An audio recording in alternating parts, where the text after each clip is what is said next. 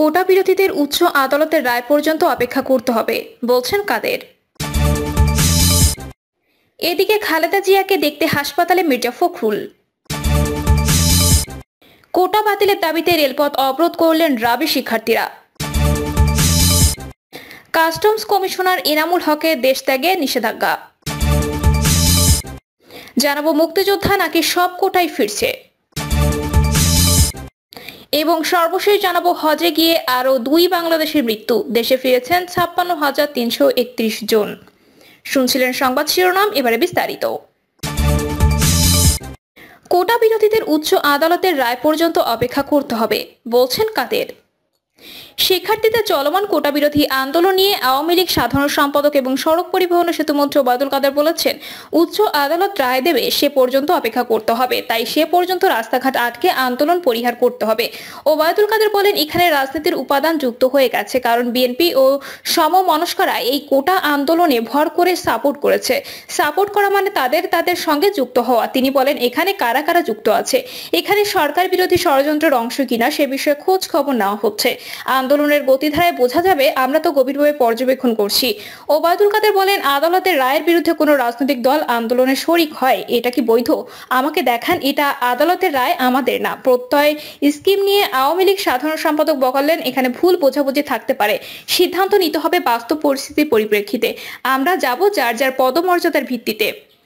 ওবায়দুল কাদের বলেন, তারা অনেকদিন তারিখ দিয়েছে সরকার হটানোর জন্য, কিন্তু সরকার হটানো তাদের দিবা স্বপ্ন, কারণ আওয়ামী লীগ কচু পাতার উপর শিশুর বিন্দু নয় যে ধাক্কা দিলে পড়ে যাবে। খালেদা জিয়াকে দেখতে হাসপাতালে মির্জা ফখরুল। রাজধানীর এভার কেয়ার হাসপাতালে ভর্তি রয়েছেন বিএনপি চেয়ারপারসন বেগম খালেদা জিয়া। তার স্বাস্থ্যের খোঁজ খবর নিতে হাসপাতালে গেছেন দলটির মহাসচিব মির্জা ফখরুল ইসলাম আলমগীর।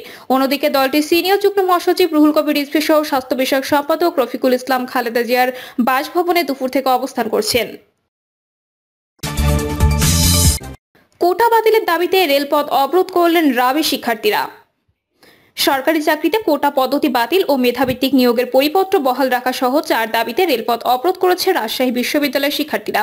দুপুর 12টার দিকে বিশ্ববিদ্যালয়ের চারুকলা সংলগ্ন ফ্লাইওভারের নিচে রেলপথে অবস্থান নিয়ে শিক্ষার্থীরা আন্দোলন শুরু করেন। এ সময় রাজশাহীর সঙ্গে সারা দেশের রেল যোগাযোগ বন্ধ ছিল। এর আগে বেলা 11টার দিকে সকল হল থেকে প্যারিস রোডে জড়ো হতে থাকেন শিক্ষার্থীরা। পরে এক বিশাল মিছিল নিয়ে বিশ্ববিদ্যালয়ের প্রশাসনিক ভবন, একাডেমিক ভবন, মেয়েদের হল ও ছেলেদের হল হয়ে প্রধান সড়ক প্রদক্ষিণ করে এখানে এসে সমাবেশ শুরু করেন তারা।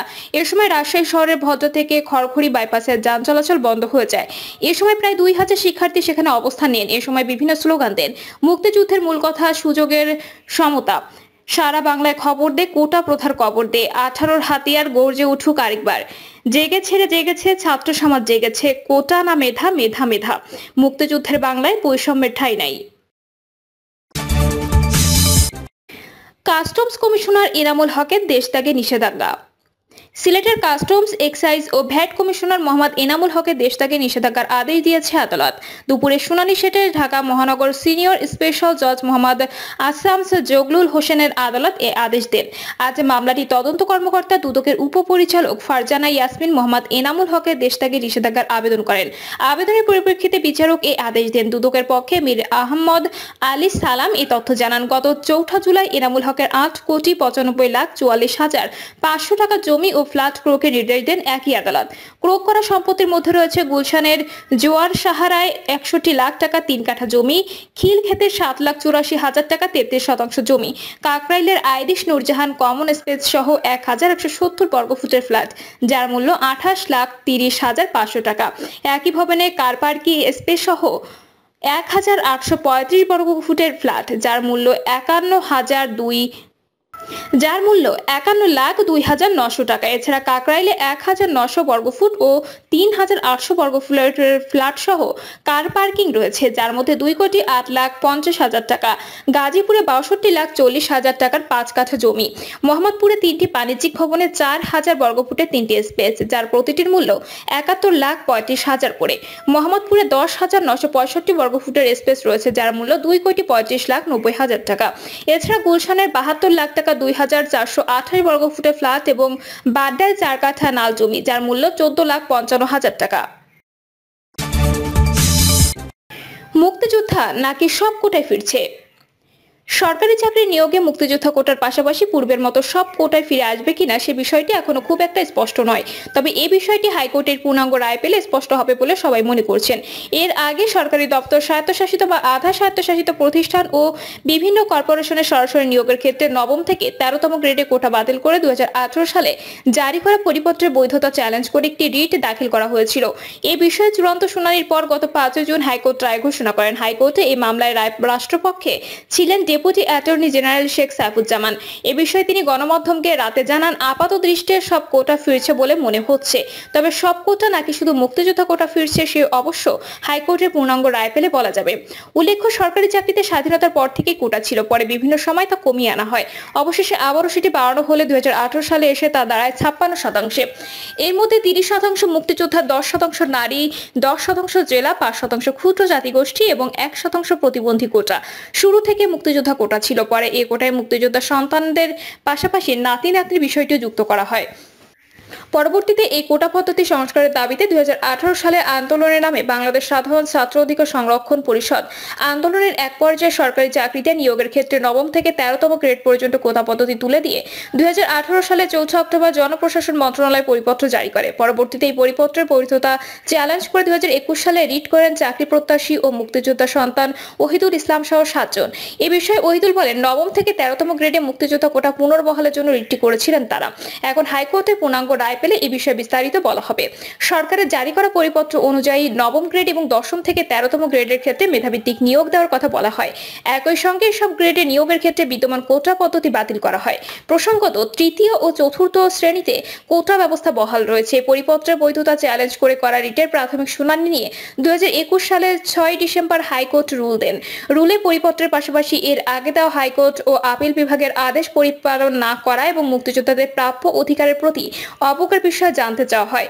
চূড়ান্ত শুনানি শেষে রুল অ্যাবসোলিউট ঘোষণা করা হয়। এদিকে রায় ঘোষণার পর রিট আবেদনকারীর আইনজীবী মনসুরুল হক চৌধুরী গণমাধ্যমকে বলেছিলেন, মুক্তিযোদ্ধা কোটায় নবম থেকে 13তম গ্রেডে নিয়োগ দেওয়ার ক্ষেত্রে আর কোনো বাধা থাকলো না। স্বাধীনতার পর সংবিধান প্রণয়নের আগেই মুক্তিযোদ্ধাদের জন্য 30% কোটা প্রবর্তন করা হয়। এটি চলমান অবস্থায় 2018 সালে সরকার পরিপত্রের মাধ্যমে মুক্তিযোদ্ধাদের 30% কোটা নবম থেকে 13তম গ্রেডের ক্ষেত্রে বাতিল করার বিষয়টি ছিল অপমানজনক। সুপ্রিম কোর্টের রায় অনুসারে 30% কোটা বাস্তবায়ন করার বিষয়টি স্পষ্টতই উল্লেখ রয়েছে। পরে কোটা পদ্ধতি পুনর্বহালের বিষয়ে হাইকোর্টের রায় স্থগিত চেয়ে রাষ্ট্রপক্ষ আপিল বিভাগে আবেদন করলে বিষয়টি গত 9 জুন চেম্বার আদালতে ওঠে। সেদিন আপিল বিভাগের চেম্বার আদালত আবেদনটি আপিল বিভাগের পূর্ণাঙ্গ বেঞ্চে 4 জুলাই শুনানির জন্য নির্ধারণ করেন। ধার্য তারিখ 4 জুলাই আপিল বিভাগের রিট আবেদনকারী পক্ষ একদিনের সময়ের আর্জি জানায়। এর পরিপ্রেক্ষিতে 4 জুলাই আপিল বিভাগ নট টুডে বলে আদেশ দেন। হজে গিয়ে আরও 2 বাংলাদেশির মৃত্যু, দেশে ফিরেছেন 56,331 জন।